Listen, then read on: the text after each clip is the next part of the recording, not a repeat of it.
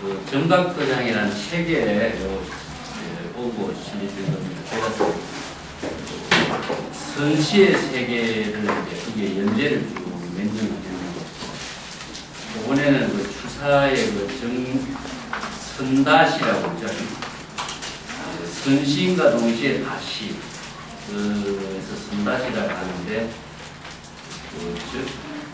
뒷페이지 보면은 그 추사 글씨가 있죠. 요 글씨입니다. 이게 추사의 유명한 글씨입니다. 여기 조금 쓰이는 거고. 경자처 다반향촉 하는 것인데, 이게 너무나 명필이기 때문에 복사를 해갖고 많이 시중에 유통이 되어 있어요. 그리고 앞에 이 그림은 추사의 유명한 세한도라는 세한도.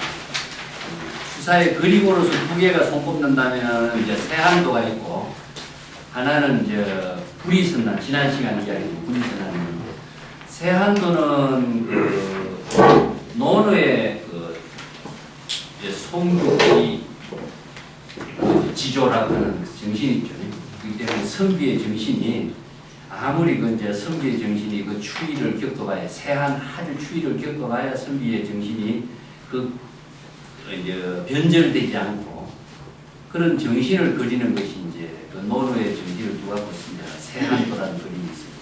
그 이상적이라는 제자가 이제 그 자기 다른 사람들은 다 마음이 바뀌고 하지만 그 제자는 마음이 바뀌지 않는 모습이 너무나 위대해서 제자에게 그려준 그림이 세한도고, 이건 세속적인 어떤 선비의 정신의 대표적인 그림이라고 할 수 있고, 지난번에 이야기했던 불이선나는 불법의 깨달음의 경지를 자신이 체험한 그림이라고 했어요. 그래서 하나는 세간적인 가치관의 정신이고, 하나는 축세관적인 가치관의 정신이 이게 추사의 그 대표적인 작품이고, 또 글씨는 초이선생하고 관계를 맺으면서 그 대화를 나누는 그 대표적인 이제 다시라고 해요. 다시, 선다시라고 하는데, 위에 그 정자처 다반향초 묘용시 수류하기 이렇게 제가 번역을, 예, 이게 참 많은 사람이 번역을 해놨습니다. 했는데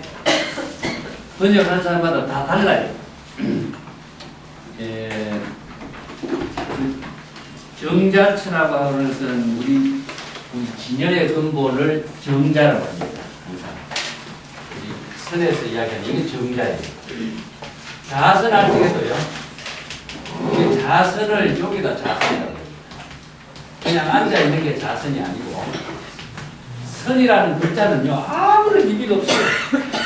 선이라는 글자는 하나의 상징적인 언어예요. 상징적인.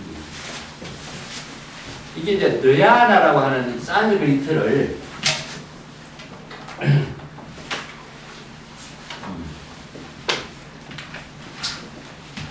드야나라는 산스크리트 언어를 중국말로 발음하니까 이게 선나라고 해요. 선나. 선나라고 하는 말에서 나왔어요. 음력을 하는 거예요. 근데 나중에 귀찮으니까 때려버리고 선이라는 하나를 갖다 붙이고, 하나의 상징적인 언어입니다. 아무런 의미가 없습니다. 이 글자에서 찾으면.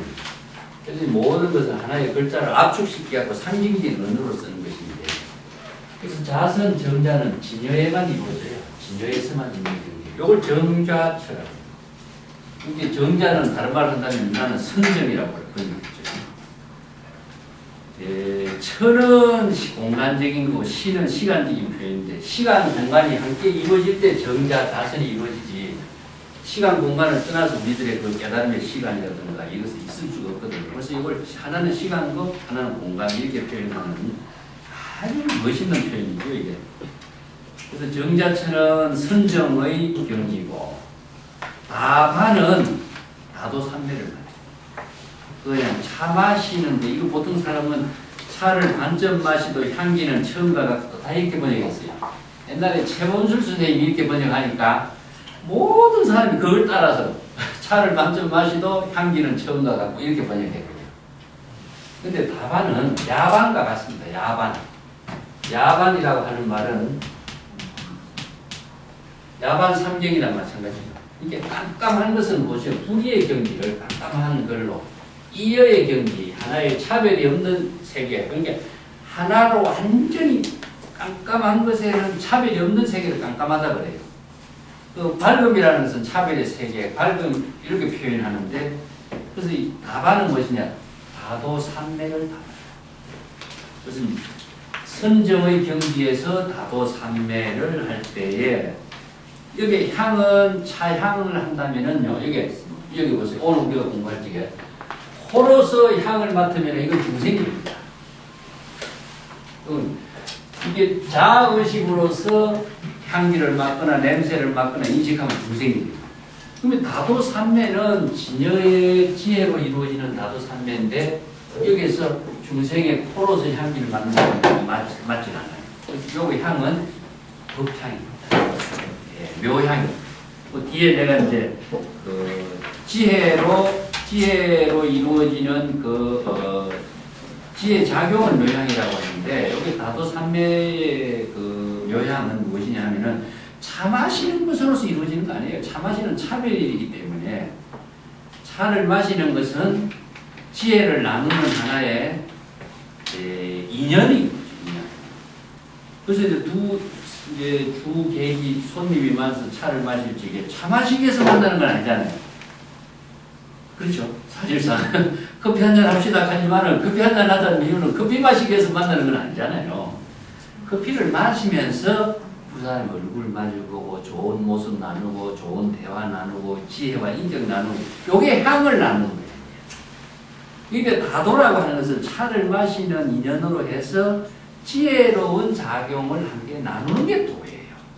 이 때문에 요걸 법향이라고 해요. 요게 자의식으로 이루어지는 요것을 갖고 있으면은 도가 되질 않아요.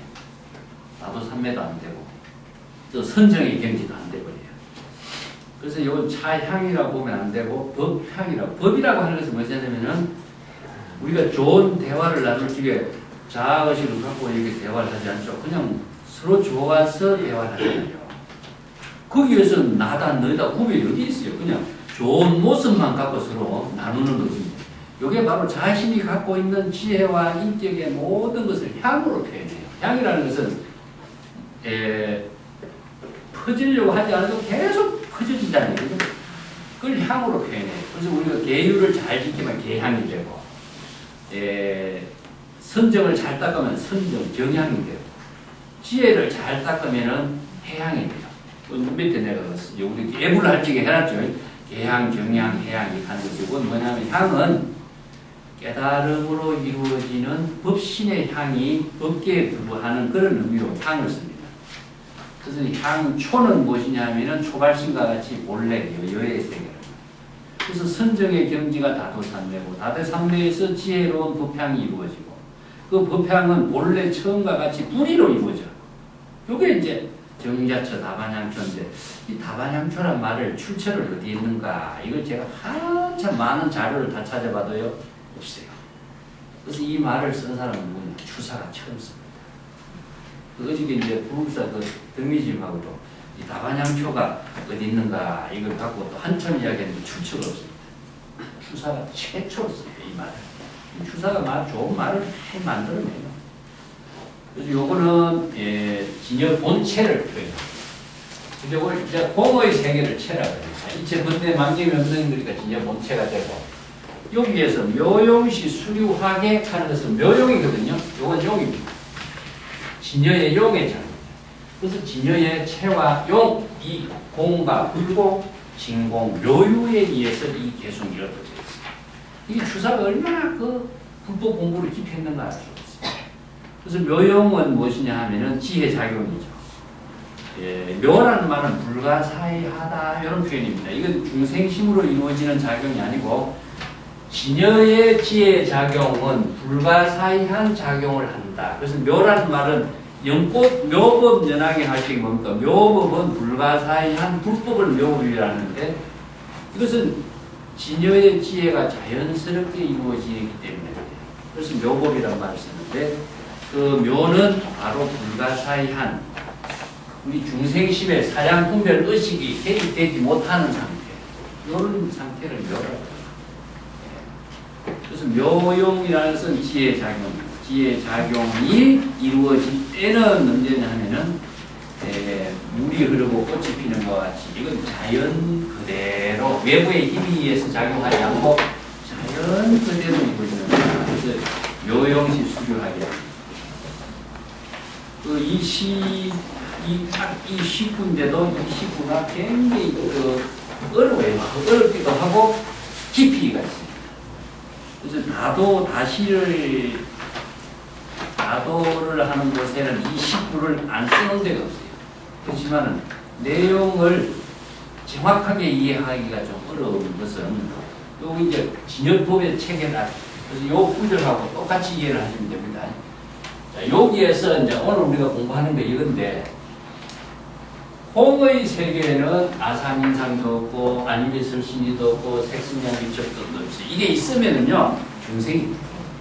또 요거는 중생의 세계고 요거는 무엇이냐 바로 불보살의 세계. 그렇기 때문에 이 경지에서 읊은 시기 때문에 이것은 다도 삼대의 나반향초란 말이 참 어려운 말입니다. 이게 추사의 독창적인 문어라고 볼 수 있는데, 추사가 이 나반향초란 말을 써놓으니까 초이선사의 시집에다가 신이라고 하는 사람이 추사의 제자입니다. 이 사람이 다른 사람 이야기 들으면서 추사보다도 더 시가 뛰어나다. 신이라고 하는, 신이 자아라고 하는 분인데, 이분이 이제 초이선사의 시집을 쓰면서 그다 서문을 썼는데, 거기에다가 뭐라고 쓰냐면 북서는 나반향초 지실 이렇게 써놨어요. 자기가 살고 있는 공간을 북서는, 선언이라고 이름을 붙여놓고, 이게 재상이에요. 재상인데 자기가 살고 있는 공간을 선언이라고 이름 붙이고, 자기가 사용하고 있는 집을 나반향초 지실이라고 붙이는 거예요. 어서오세요. 기가 막힌 거죠. 이 말에 얼마나 매력을 느꼈으면 이렇게 이런 글을 썼을까 하는 거.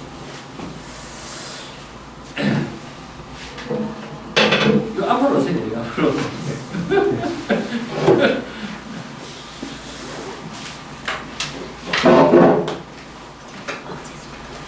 계율을 잘 지키고 선정을 잘 닦을 때 우리가 대항, 경향, 해양하는 말이나 해탈해하는 말이나 또 애불문에 갔을 때, 그 다음에 맨 밑에 구절 보면은 거기 저 송보성전에 보면은 무창문이선사가 오대산에 가요. 그래서 문수보살을 칭견하러 가는 이야기가 이 이야기입니다. 그래서 문수보살을 칭견하러 가니까 문수보살은 안 보이고 어떤 노인네가 있는 거예요. 근데 그 문수보살의 화신인지 모르는 거죠. 그렇게 동자가 나타나가지고 문수보살 칭견할 때 다음같이 개성을 넣고요. 뒷페이지 넘어보세요. 여기 유명한 성안내는 걸굴이 참다운 공양고 요 개성입니다. 예. 근데 내가 그 번역은 옛날에 운어스님이 그래 번역했는데 요 원문이 여기에요. 성안내고 웃는 얼굴이 공양의 도구요. 성안내고 좋은 말 하는 것이 바로 미묘한 향기를 톤다. 여기에 미묘한 향기, 묘향이 나오죠. 자, 요게 바로 법신의 향기. 지혜로운 향기를 하는 거예요. 묘향이라고. 자, 묘향이나 법향이나 하는 말은 그냥 이게 코로 만든 향기가 아니죠. 마음으로 깨닫고 마음으로 알 수 있는 향기입니다. 요게 이제 묘향이란 말이에요. 마음, 성안내는 참 마음이 진정한 법보요. 오염이 없고, 번뇌의 오염이 없고, 때가 없는 이 마음이 참된 법신이다. 요 유명한 개성이 있어요. 이 개성이 이제 문수보살 화현이 되어서 무착 스님한테 개성으로 설법한 거죠. 우리나라 오대산 자장율사가 중국의 오대산에 가고 문수보살을 칭견하는 거예요. 문수보살 못 만들죠. 그리고 우리나라에 와서 이제 오대산에 가고 저기 또 정암사에 가고 해서 문수보살 칭견하러 가는 그 이야기가 가요. 자장율사가. 그래서 이제 오대산이라고 한 데는 신통 묘용의 도량이다. 그래갖고 모든 사람들이 그 조주의 시대도 오대산에 이렇게 문수보살을 칭견하러 가는 수행자들이 순례행자가 엄청나게 많은 거예요. 지금도 순례행자가 많습니다. 그게 성지, 문수보살의 성지가 거기고 가는보살의 성지가 보타락가산이고 보현보살의 성지가 중국이 어디입니까? 보현산이겠죠. 이게 성지가 형성된 거죠. 우리나라 여기 대구 저기 뭡니까? 더 빨리 가면 뭡니까? 하나의 성지가 된 거예요. 그와 같은 이제 오대산인데 문수보살을 칭견하러 간다는 이야기가 문수의 화연을 칭견한다. 그래서 이 개송이 바로 향기라고 하는 말은 난초의 향기가 남에게 향기를 풍기기 위해서 난초의 향기를 풍기는 거 아니거든요. 자연스럽게 자신의 생명활동하면서 풍기는 것이 난초의 향기인 것처럼 우리들이 아사키상 중생사고로 살면은 자의식으로서 남에게 자기 존재를 과시해서 하는 모습이 되지만은 진여의 지혜로 하면은요, 자기의 본분이다. 자신의 생명이고, 자신의 인격이고, 자신의 지혜고, 그 자체로운 삶이 바로 법신의 향. 그래서 불교에서 이야기하고 있는 건 요거예요. 중생심으로 이루어지는 여러 가지 차별 세계를 비울 때에, 이게 공입니다. 그 공 가운데는 아상인상 중생사도 없고 오온도 없고 식이처도 없고 아무도 없어 있으면은 중생이 되는 거죠. 그렇기 때문에 요거 비운다라고 하는 게 우리가 지금 반전신경에서 공 이야기를 계속 하는 건 이겁니다. 그거와 같이 연결해서 이제 이해를 하시면 됩니다. 문수보살의 그 보살 자연으로서 이제 나타난 그 개송이고, 묘용이라고 하는 말은 진공 묘유를 말하는 묘유. 진공 묘유의 작용이에요. 묘용에 의해서 자연스럽게 이루어지지. 이게 조작이 들어가면 안 되죠. 누구를 위해서도 안 되고, 상구보리 하와중생을 누구를 위해서 보살행하는 것은 보살행이 아닙니다. 자연스럽게 자아의식도 없고 대상을 두지도 않고 자연스럽게 자신의 생명활동하는 것을 바로 묘용이라고 하고, 그게 진여의 지혜라고 하고, 부처나 보살이라고 하지. 부처나 보살의 정신이 자기 생각으로 누구에게 무엇을 제공하기 위해서 한다면 이것은 정신이 벌써 도의 작용이 되죠. 그래서 그 입장에 보면은 육조해능의 도의 이야기 나오죠. 육조해능이 도는 마음으로 깨닫는 것이다 이렇게 말해요. 그래서 다도나 불도나 선도나 이런 도를 붙이는 것은 여기에 중생심의 자아의식이 들어가면 안 됩니다. 자아의식이 들어가면 도의 묘용이 이루어지지 않는 거죠. 그래서 이제 보살도를 실행하기 위한 지혜가 진여 법심의 지혜로 이루어지도록 도의 작용이 되도록 이런 말을 갖다 붙인 거죠. 이 도라는 말을 이제 중국 사람들이 자주 쓰지만 이거는 법이나 같아요. 법에 대해서 내가 자주 이야기했지만 법은 다른 말을 한다면 물이 흘러가는 겁니다. 물이 흘러가는 것 자체가 바로 법인데 이게 바로 중국 사람들은 도라고 이야기하는 거죠. 물이 흘러가는 게 그냥 흘러가는 법이 아니죠. 반드시 법칙성을 가지고 있다는 거죠. 불변의 법칙성을 갖고 있는 것이 언제냐? 시간과 공간에 함께 작용되고 있는 법칙성을 갖고 있습니다. 그 불교는 인연법이라고 합니다. 인과 연이라고 하는 그 관계가 시간과 공간 속에서 이루어지고 있는 법이 있습니다. 그리고 물이 위에서 밑으로 흘러가는 것이지 밑에서 위로 흘러가는 법은 없잖아요. 이게 불변의 법칙성입니다. 그런 법칙성의 작용이 바로 법이다. 그래서 요 자연스럽게 이루어지는 도의 묘용이나 불교에서 법의 체계나 같은 경지에서 이제 도나 법이나 이런 말을 주장하는 겁니다. 자, 요 프린트물은 이제 접어두시고 반자신경적으로 좀 가르칩니다.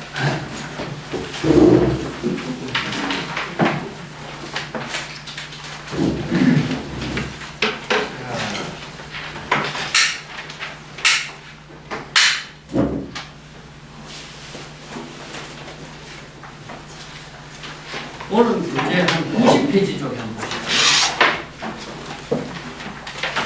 불교에서 인식 철학을 중심으로 해서 이제 바른 인식을 하기 위해서 잘못된 인식이 무엇인가를 알아야 되거든요.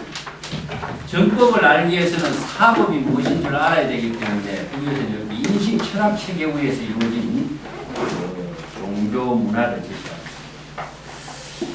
90쪽에 보면은 시고로 공중 무생, 무수상 행식, 무안임이 설신의 무색성량 미촉법, 무앙례 내지 무의식계 이런 말이 나옵니다. 그건 이제 공 가운데, 야 여기서 공이 무엇이냐? 항상 공만 이야기하면 어렵습니다. 우리 진여 본성 가운데에 일체의 자의식으로 중심으로 이루어진 모든 것을 다 비워진 상태가 공이 되죠. 이게 궁극적으로 진여 그 자체는 공입니다. 뭐가 비워졌느냐 하면은 자의식으로 이루어진 모든 의식이 비워진 거죠. 나 중심으로 이루어진 사고가 진여 그 근본 자성에는 비워져 있다. 그 의식이 없는 거예요. 그게 바로 불교에서 이제 반야의 지혜를 이루는 공의 법문이다. 그래서 진여 본성 그 자체를 다른 말 한다면은 일체 번뇌망이 비워진 경지예요. 그래서 공이라고 하는 것은 다른 말 한다면은 진여 본성입니다. 진여 본성, 우리들의 참된 진여 본래의 마음에는 모든 자의식이라든가 색수상 행식이란 오온이라든가 또 자의식으로 이루어지는 안, 입이, 눈, 귀, 코, 혀, 몸, 의지라든가 또 눈으로서 사물을 보는 색, 성, 향, 미, 촉, 법이라든가 이게 다 없어요. 이거는 어디에 있느냐? 자의식 때문에 생기는 거죠.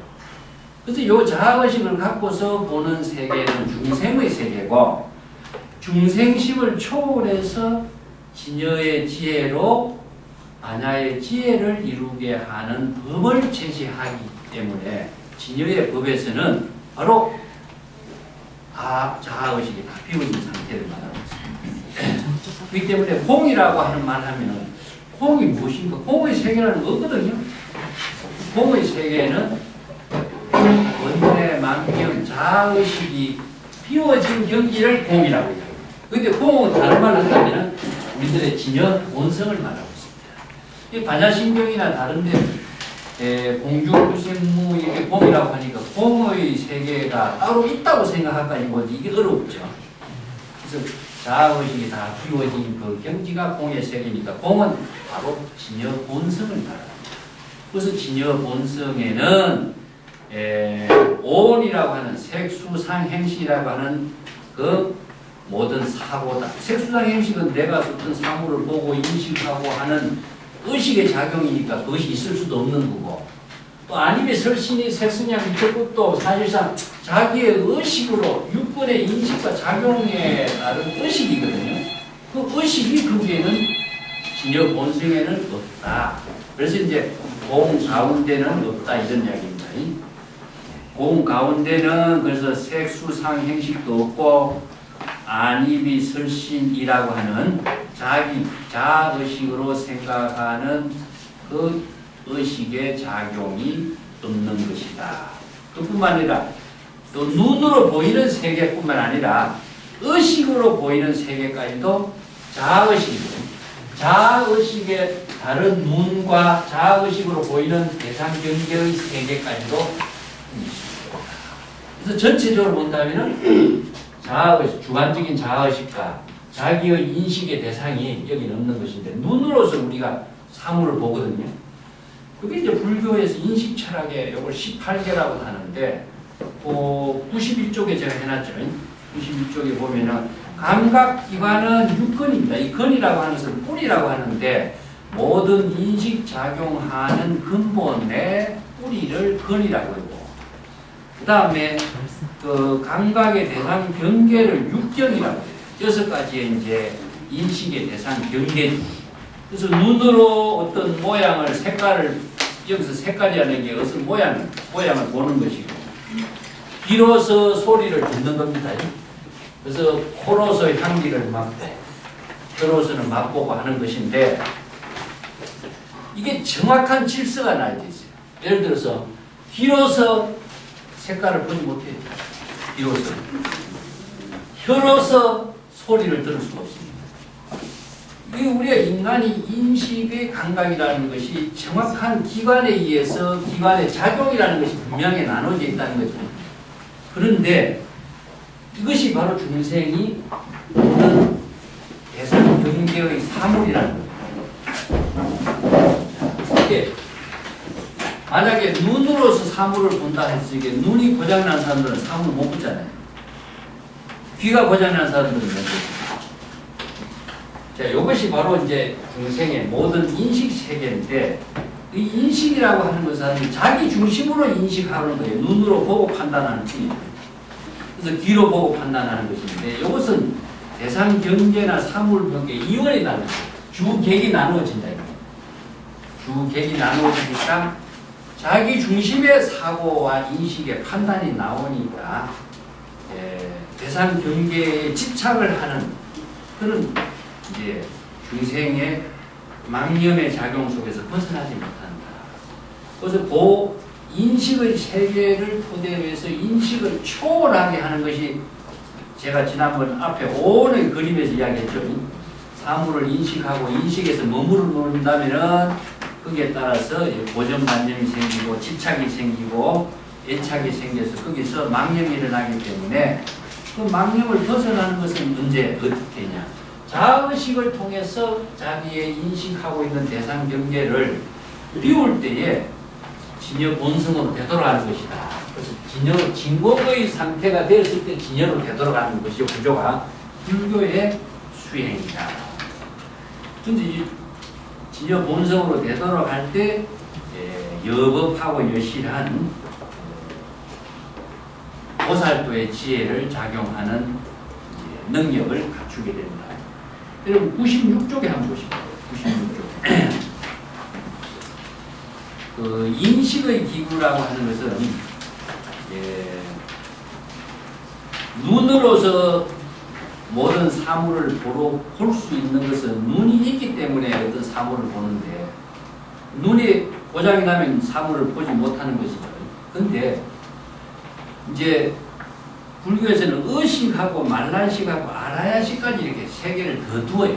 이거는 뭐냐 하면은 우리가 대상 감각만 두고서 보는 것이 아니라 의식 속에서 모든 사물을 보고 인식하는 세계까지도 제시하고 있는 거죠. 눈을 감고 있을 적에 지나간 과거의 모든 생각을 하게 된다는 것은 눈을 감고 있어도 과거의 모든 것이 다 보이죠. 저는 눈앞에 보이는 것만 보이는 것이 아니라 눈에 앞에 안 보이는 것도 보이잖아요. 그리고 모든 의식 속에서 모든 그 세계를 볼 수도 있고 의식 속에서 모든 것을 판단할 수 있는 힘도 나오죠. 자, 이 세계가 바로 의식의 세계라는 겁니다. 근데 또 하나는 말라식이라고 하는 게 더 붙어요. 이건 뭐냐 하면은 여러 가지 의식 속에서도 그냥 보고 듣고 하는 것만 아니라 의식 속에서도 작용하고 있는 자기 나름대로 여러 가지 판단을 하죠. 사물을 이렇게도 보고 저렇게도 보고 판단하기도 하고 좋다 나쁘다라고 하는 그 분별도 일으키죠. 그렇기 때문에 단순한 의식으로서 사물을 보고 인식의 차원에서 머물지 않고 그 인식의 세계 속에서도 또 여러 가지 자기의 주관적인 생각을 가지고 판단하는 여러 가지 인식이 또 있는 거죠. 그래서 여기 이제 불교에서 인식 철학으로서는 아주 깊게 해서 유식 철학도 나오고 하는 철학 체계를 이제 갖추게 됐는데, 여기서 눈은 단순히 비춰주는 역할만 한다. 아니면은, 그러면 인식하는 주체는 무엇이냐 하면 의식이 인식하는 거예요. 그래서 눈이 상처가 나서는 비춰주는 역할을 하지 못한다면은 그것은 볼 수가 없는 거란 말이죠. 여기에서 이제 건이라고 하는 것은 하나의 눈으로서 작용할 수 있는 하나의 뿔이라고 할 수 있죠. 그렇지만 눈이 사물을 본다는 것은 인식의 식의 작용에 있어서 보는 거죠.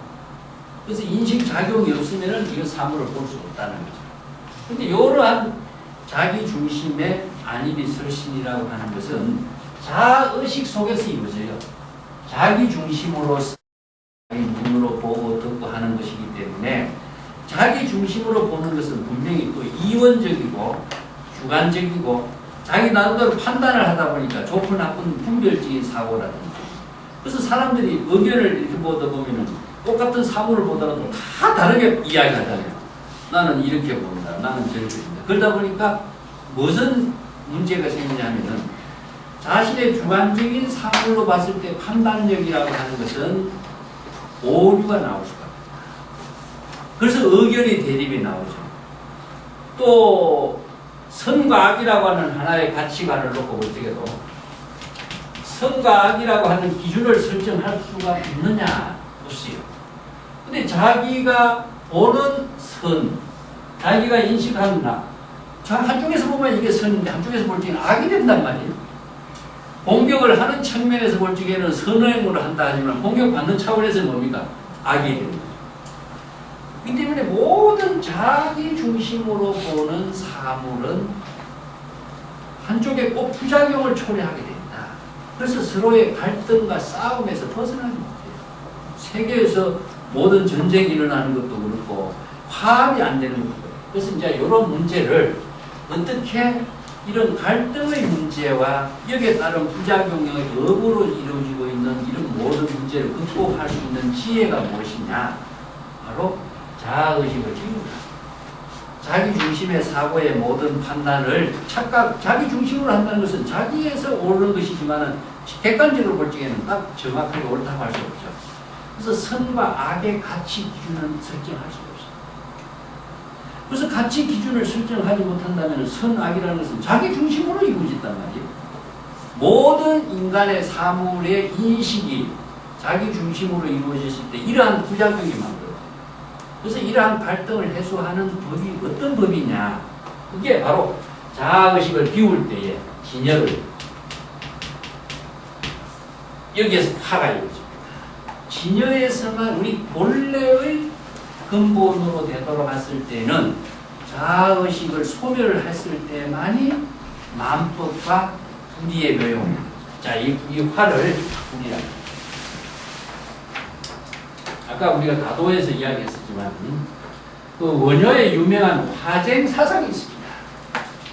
그 모든 중생의 갈등을 극복하게 해서 원효는 화쟁이라는 말을 씁니다. 이건 대성기출론의 중심을 두어서 원효의 화쟁 사상이 나와요. 이것은 융화경에서의 모든 중생의 병을 치료하는 것은 무엇이냐? 불이법문. 저 중생의 모든 갈등을 극복할 수 있는 유일한 지혜는 자아의식을 비우고 진여의 근본으로 되돌아왔을 때 화합을 이루고, 화합을 이루는 진여의 근본이 불의의 경지입니다. 그래서 불교의 모든 가르침은 불의법문이라고 해요. 불의의 법문을 이루도록 하는 것은 반야신경에서 이야기하는 것처럼 자아의식을 비울 때 가는 거죠. 비운다라고 하는 것은 중생심 자아의식의 모든 생각을 비우고 진여의 근본으로 되돌아갔을 때에 비워지는 화합이 이루어져요. 그래서 궁극적으로 우리가 참선을 왜 하느냐? 비우는 작업을 하는 게 참선. 그래서 불교의 모든 수행은 이 자아의식을 비우는 일을 통해서만 이루어지지, 이걸 비우지 않고서는 참선이나 연불이나 이것은 이루어지지 않는 거죠. 그래서 오늘 비우는 것을 진공이라고 하고, 비워졌을 때 진여의 지혜가 자연스럽게 작용해요. 이걸 자연스럽게 지혜가 작용하기 때문에 이걸 불공이라고 하는데, 이것은 누가 뭐 애를 쓰거나 내가 지혜를 자비심을 가져야 되겠다 이런 생각이 없어요. 그런 생각까지도 없어지는 상태가 되니까 그래서 자연음으로 이루어지는 거죠. 그 물이 흘러가면서 자연음으로 자기 자신도 청정하게 하고 남에게도 청정함을 나누는 그 묘용이 이루어지는 것처럼 자연음으로 이루어져요. 그래서 이 진여의 지혜를 보살도로 실행하도록 공의 근문을 쓰라. 공이란 말을 하니까 물질을 비우는 것인가. 뭐 서양의 물리학자들도 보면은 그 현대 물리학의 그 한계성을 극복하기 위해서 동양의 여러 가지 노장자 사상이나 불교의 화엄 사상이나 공사상을 가지고 그 새로운 방법론을 자꾸 시도하고 있지만 물질을 비우는 것은 불가능합니다. 물질은 비울 수가 없어요. 이것을 아무리 물질을 뭐 쪼개고 해서 하더라도 그 물질은 어디까지나 물질인 거고, 그 물질 그 자체를 비우는 것이 아니라 불교에는 자의식과 의식의 대상을 이걸 비우는 겁니다. 이걸 비우지 못하면은 마냐의 지혜를 이루지 못한다 하는 것이 이제 마냐의 공사상입니다. 자, 101페이지 거기 그림이 하나 있습니다. 그 6경 60인데 우리가 사물을 눈은 육근이라는 것은 우리가 모든 대상 경계의 사물을 볼 수 있는 하나의 이제 기관이에요. 기관이고 그 6가지 경계는 기관이 사물을 보도록 되어 있는 이제 대상 경계고 대상 경계의 사물을 보더라도 인식하는 판단에 의식이 작용하지 않으면 대상 경계가 안 보이죠. 그래서 마음이 없으면은 사물을 보도 보이지 않는다 이런 말을 했어요. 그래서 이제 이걸 동양에서는 마음이란 말 쓰지만 그것은 의식입니다. 의식. 여기서 내가 어떤 사물을 보더라도 내가 다른 건데 마음을 두면 이 사물이 보이지만 그 사물이 눈에 안 보이는 거예요. 그렇기 때문에 눈은 비춰주는 작용을 하더라도 그것을 의식의 작용이 없으면 보이지 않는 겁니다. 그래서 의식의 작용에 의해서 사물을 바로 보는 것이기 때문에 이 세 가지 구조가 맞아야 사물이 보이는 거죠. 눈으로 어떤 사물을 보고 의식의 작용이 됐을 때 저것이 무엇이다, 꽃이다, 나무다, 무기다 하는 판단을 갖게 되는 거죠. 그 식이라고 하는 것은 판단하다 그런 뜻입니다. 여기에서 다른 말로 이제 불교에서 이야기합니다. 여기에 진여의 지혜는 프라주냐라고 말씀인데 여기에서 식의 작용이 이루어지는 것은 비주나라는 말씀입니다. 여기 식이라고. 그래서 이제 중생심의 인식하고 비주나라라고 하는 말하고 프라주냐하고의 차이가 무엇이냐 하면은 이건 지혜라고 그러고 지혜는 어디에서 이루어지냐 시절 인연과 함께 이루어집니다. 시절 인연을 항상 이야기했지만은 시간의 축과 공간의 축이 마주치는 이 시점에서만 이루어져요. 그래서 작용할 때 이루어지는 것을 지혜. 어떤 작용이냐? 지혜로운 작용이 이루어질 때 시절 인연에서 지혜. 근데 이 식은 무엇이냐면은 의식 속에, 인식 속에, 지식 속에 이루어져요. 그 때문에 이것은 뭡니까? 바로 의식하고 인식하고 지식이라고 하는 것은 행동을 하지 않고서도 이루어지죠. 책상 앞에 앉아 있어도 사물을 인식하고 보고 듣고 느끼고 할 때 이루어져요. 그래서 이거는 한마디로 머릿속에 이루어지는 작용. 그러다 보니까 비라고 하는 말은 나누어서 눈으로서 어떤 사물을 보고 인식하는 작용입니다. 내가 자의식으로서 어떤 사물을 보고 판단하는 작용입니다. 그러다 보니까 두 가지의 기구가 함께 이루어져서 인식이 되는 거예요. 근데 그러다 보니까 자타라든가 선악이라든가 이런 분별적인 사고가 일어나요. 좋다 나쁘다는 사고가 일어나기 때문에 그게 따른 부작용이 좋은 쪽을 선택하면 반드시 나쁜 쪽과 연결되는 상반된 관계의 작용을 가지고 그래서 좋다 나쁘다라고 하는 판단 기준은 누가 했냐? 자기 중심으로. 여기에서 갈등이 생기죠. 그래서 이제 업이 형성되고 분별적인 사고가 일어납니다. 그래서 이제 이걸 식의 작용은 불교에서 정확하게 중생심의 작용입니다. 의식이든 무엇이든 식의 작용은 중생심의 자의식에 의한 판단이고 지혜는 분별의 작용이 이루어지지 않고 진여의 지혜 작용이다. 이렇게 나눕니다. 지혜와 지식을 꼭 나누어서 이렇게 판단하는 정확한 그 광편의 언어로서 제시하고 있는 것입니다.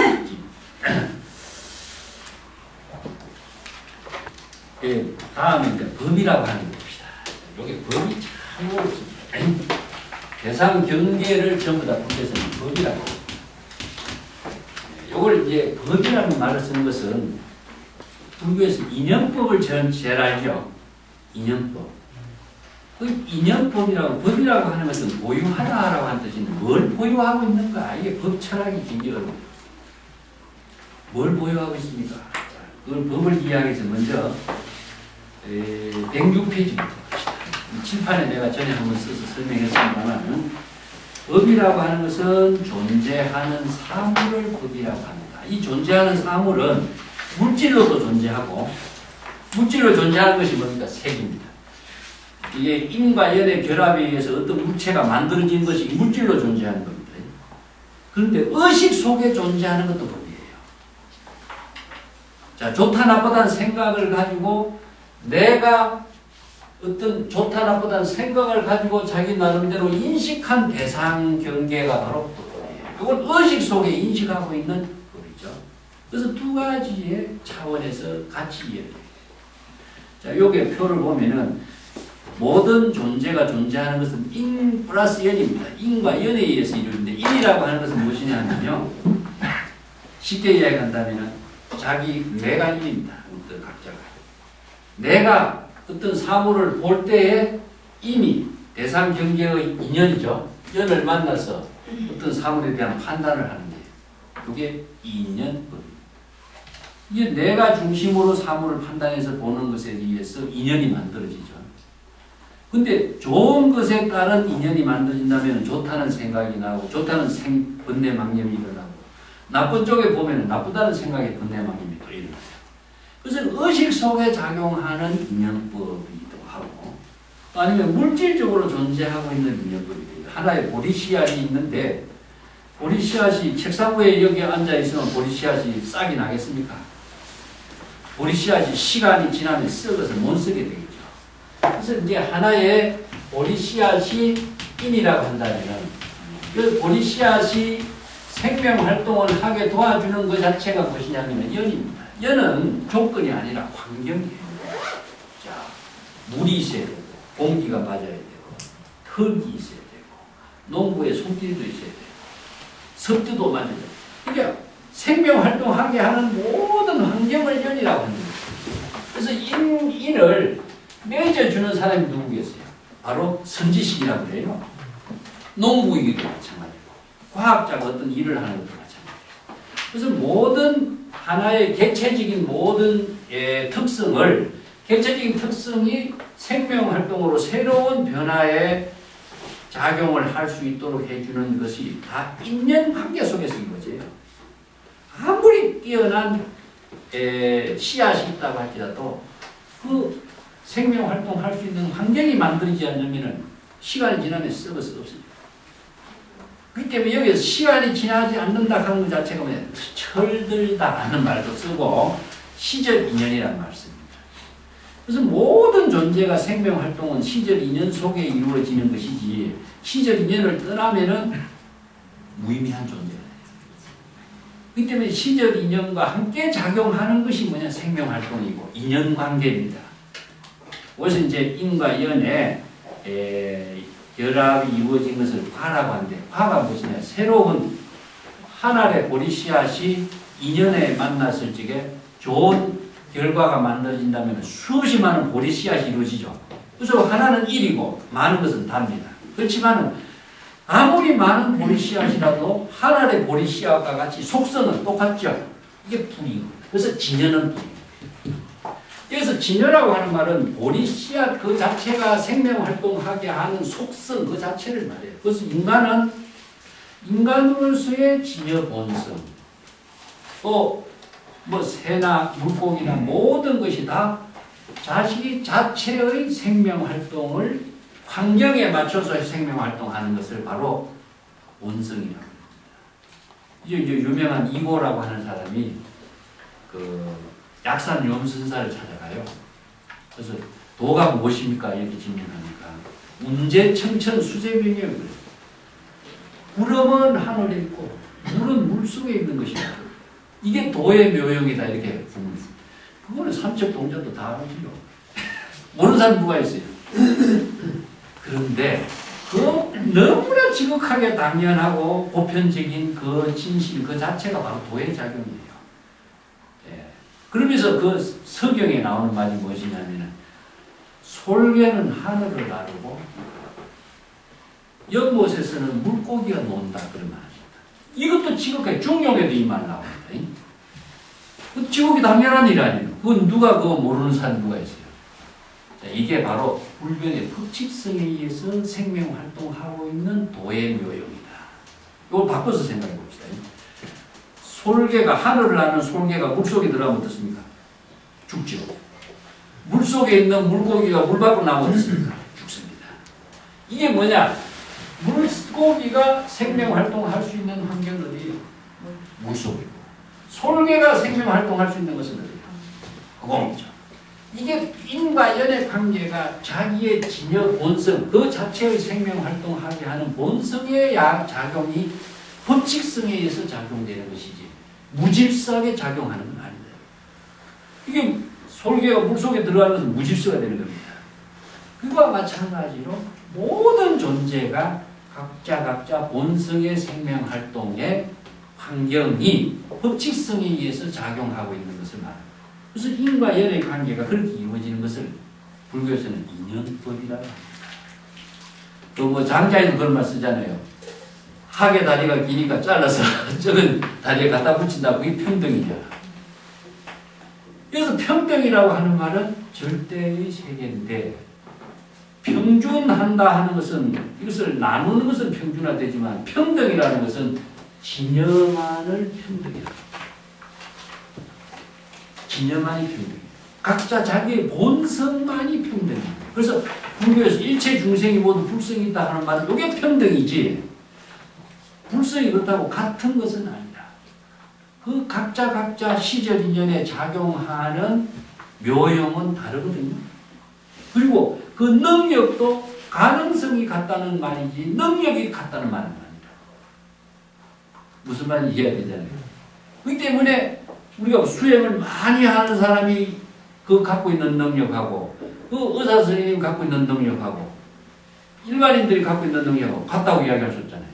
그렇지만 같은 것은 무엇이냐? 본성이 같은 것.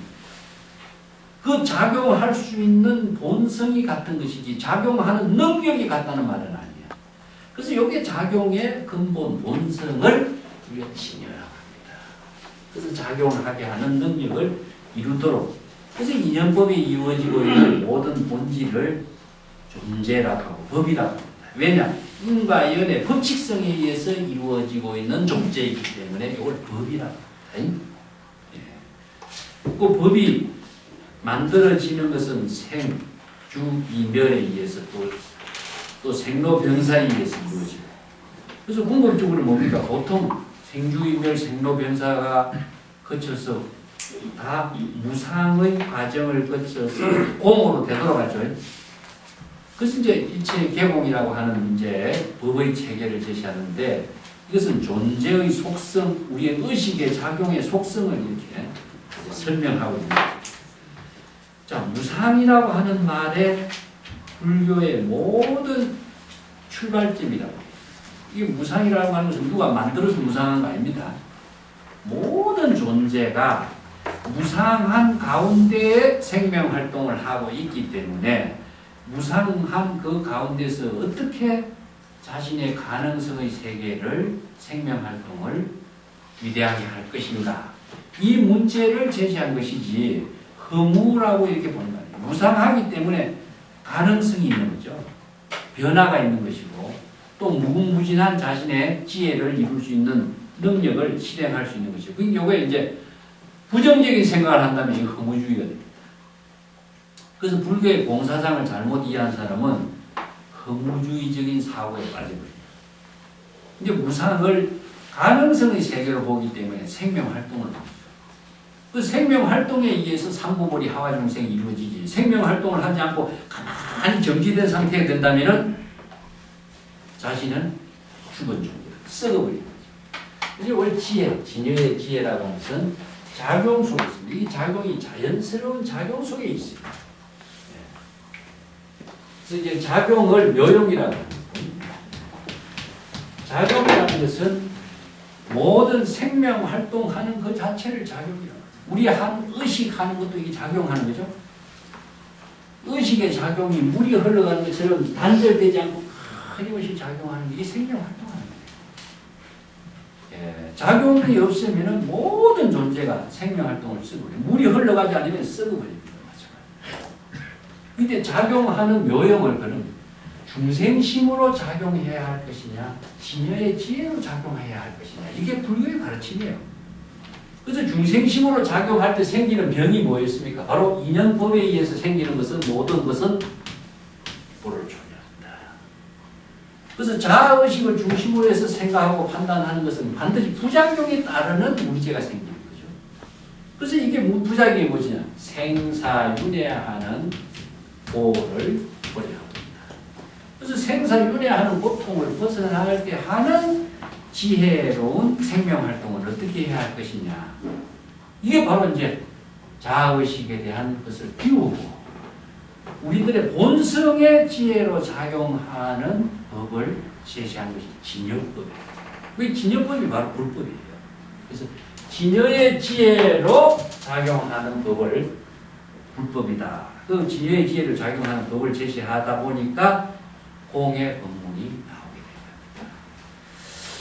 자, 여기에 107페이지 내가 써놨습니다. 불교에서 말하는 무상에 괴멸무상과 염려무상 두 가지가 있다. 아까도 얘기했지만은 법이라고 하는 것은 인연법에 의해서 만들어집니다. 그렇다면은 형체가 인연에 의해서 만들어진 것은 뭐죠? 이게 형체가 있는 것은 형체가 생주 이면에서 없어지는 거죠. 생로병사가 없어지는 거. 이거 괴멸무상입니다. 형체가 생겼다가 없어지는 거죠.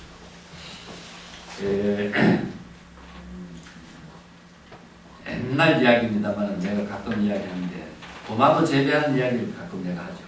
도마도 한 포기, 도마는 식물인데 나무도 아니고 도마도 한 포기에 도마도 몇 개 달리겠느냐 이렇게 물어보면 우리가 몇 포기가 됐어요? 몇백 개 정도 달리기도 어렵죠. 근데 도마도 한 포기에 10,000개에서 12,000개까지 달리거든요. 이게 언제 1988년도 일본 쯔쿠바 세계 만박에서 DNA를 이제 연구해서 협화산업이라고 하는 일본의 유명한 회사에서 그걸 실험했던 거죠. 그래서 난 그 책하고 사진까지 내가 그걸 갖고 있는데 10,000개에서 12,000개까지 달린다 하는 것은 그 도마도 하나가 숙성이 지니고 있는 모든 가능성을 도마도 씨 하나를 좋은 인연으로서 무한한 가능성을 실현하게 하는 하나의 대표적인 것이라고 하죠. 이게 하나의 식물도 그렇게 무궁무진하게 불가사의한 경지에 그 열매를 맺게 하는 힘을 갖고 있는 거예요. 그래서 이제 속성이라고 하는 거, 이제 진여의 그 근본이라든가 뭐 씨앗이라든가 이렇게도 이야기하는데 그 좋은 환경이라든가 최적의 상태가 되었을 적에 무궁무진한 그 가능성이 생겨 실현되는 것 자체가 생명 활동에 의해서 이루어지거든요. 그 씨앗이 가만히 있다고 그것이 이루어지는 건 아니잖아요. 우리도 마찬가지입니다. 하나의 도마도 식물이 그런데 인간의 가능성을 생각해보세요. 지금 전에도 내가 이야기했지만 1800년도에까지 세계 인구가 1900년대까지 60억, 지금은 60억이 넘는 인구가 생기는 거 있어요. 60억이 넘는 인구가 생명활동을 하게끔 하는 환경을 만든 사람이 누구냐? 이 인간이죠. 그 인간이 그 컴퓨터라든가 세계 이거 도시를 만들었다든가 이것은 뭐 상상을 초월하는 묘형이 이루어집니다. 그래서 인간의 두뇌라든가 사고력이라든가 하는 것에 의해서 뭐 물론 시대적인 요청에 의해서 이런 작업은 하는 것이죠. 이게 시적 인연의 일이라고 할 수 있는데 이건 불가사의한 존재의 세계를 이루는 거예요. 그래서 여기에 무상이라고 하는 자체는 허무 그 자체가 아니라 새로운 변화를 만들어가게 하는 에너지다. 무상하지 않는다면은 새로운 변화를 만들 수 있는 환경도 마련되지 않고 새로운 생명활동의 가능성의 실현이라는 것이 가능합니다. 불가능하죠. 그래서 형체상으로 이루어지는 것이 자 무상한 것은 하나의 시적 인연 속에서 변화되는 모습을 한다면 이제 불교에서 이야기하고 있는 것은 형체상의 이제 무상을 말하는 것보다도 실제로는 우리 의식상의 무상을 말합니다. 그 의식상의 무상이 중생심으로 의식하면은 전부 다 염려무상이 돼요. 염려무상. 자기가 본 대로 들은 대로 생각이 금방 일어났다가 없어졌다, 일어났다가 없어졌다. 이것은 자기 중심으로 하다 보니까 너무나 단편적이죠. 이 생각이 일어나고 저 생각이 일어나고 금방 일어났다가 없어지고 하는 것이 이게 중생의 분별심으로 일어나는 의식작용을 이걸 생사심이라고 합니다. 생사심. 무상 그 자체를 생로병사이기 때문에 생로병사를 줄여서 생사심, 생멸심이라고 해요. 이걸 이제 다른 말 한다면은 생사, 망념이라고 해요. 이 망념이라고 하는 것은 지속하는 힘이 없어요. 전부 다 단편적으로 이루어져. 이 생각, 저 생각, 좋다, 나쁘다, 뭐 미워했다, 좋아했다. 이건 아무 쓸모없는데 자기의 마음 작용으로서 산만하게 이루어져. 혼란성이 있게 산만하게 이루어져. 그러고 기뻤다가 슬펐다가 하면서 일어나는 작용이 무엇이냐? 생사, 윤회라. 그래서 자 불교의 윤회에서 여기 있습니다. 윤회에 대해서 내가 밑에 두 번을 써놨지 싶은데 109페이지 해놨죠. 윤회가 두 가지가 있습니다. 이제 두 가지가 있는 것이 하나는 존재가 윤회한다 하는 윤회하는 주체를 주장하는 것이 있고요. 중생의 번뇌 망심 속에 윤회하는 것이 있고 이 두 가지. 요거 하나는 염려무상의 윤회고 괴멸무상의 윤회라고 할 수 있어요. 세계에서 많은 종교가들이 주장하고 있는 것이 뭐냐? 영혼을 주장하죠. 영혼을 주장하지 않는 종교는 불교밖에 없습니다. 지금 불교 이전에도 인도의 고대 철학에서 우판사드 철학에서 가장 중요하게 생각하는 게 뭐냐? 영혼입니다. 그래서 육체는 썩어 없어져도 영혼은 영원히 없어지지 않는 존재다. 그래서 영혼이라는 것이 있어요. 불교 용어에서 이런 이제 상식적으로 꼭 알아야 될 것이 진여는 이거 법신이거든요. 진여 법신은 지혜의 몸이기 때문에 지혜의 몸은 불생불멸이라고 합니다. 불생불멸이라고 하는 것은 공이라고 하는 말은 불생불멸이죠. 공중무생모 할 적에 공 가운데는 생멸이 다 초월됐어요. 왜냐하면 진여법신의 지혜작용은 생멸의 존재가 아니라 생멸을 초월했어요. 그래서 이걸 상락아정이라고 해요. 열반사득에서 상락아정. 이건 진여의 지혜가 작용하는 것을 상락아정, 열반사득이라고 해요. 그래서 진여의 지혜는 항상 여여하게 불생불멸의 지혜로 작용해요. 그런데 중생의 번뇌망념은 생사윤회를 하고 있어. 금방 일어났다 금방 없어져. 그래서 진여의 법신의 지혜의 작용은 항상 여여하게 부동의 계비에서 작용하는데 중생의 망념은 금방 없어지는 거예요. 그래서 생사윤회한다. 그 다음에 진여의 지혜의 작용은 항상 일체의 번뇌 망념의 고통을 초월한 경지가 나. 이게 즐거움의 낙이 아니라 고가 없어진 상태가 낙이에요. 편안한 상태가 최상의 낙입니다. 근데 우리가 즐겁다 이런 표현으로 이야기하면 안 되고 불안한 마음을 갖지 않고 편안한 삶을 사는 것 자체가 낙이에요. 그것보다 더 즐거운 낙이 없는데 그 자기 생각으로 더 좋은 낙을 추구하니까 이 고통이 또 다른 거예요. 그래서 가장 평안한 상태는 진여의 지혜로 이루어지는 불안이 없는 근심, 걱정, 두려움, 초조 없는 마음이 바로 낙입니다. 그것이 바로 참된 자아의 청정한 삶을 이루는 것이 상락아정이거든요. 자, 이게 진여법신이고